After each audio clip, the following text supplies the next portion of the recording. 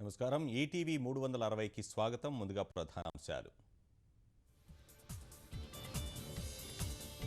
రాష్ట్రమంతటా సంబరాలు తెచ్చిన సంక్రాంతి, రంగవల్లులు పతంగులతో ఊరు వాడ సందడి.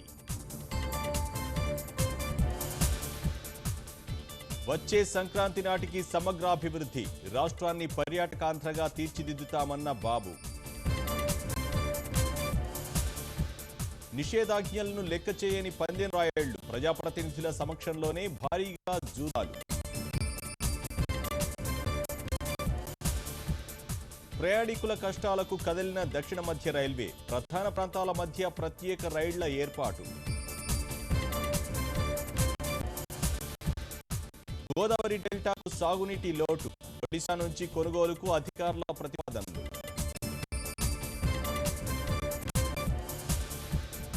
భారత్ పాక్ విదేశాంగ కార్యదర్శుల భేటీ వాయిదా, పరస్పర సంప్రదింపుల తర్వాత తదుపరి తేదీ ఖరారు.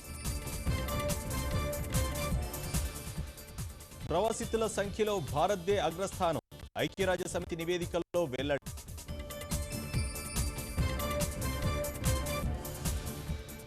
సానియా హింగిస్ జోడీ సరికొత్త రికార్డ్, అత్యధిక వరుస విజయాలతో జైత్రయాత్ర.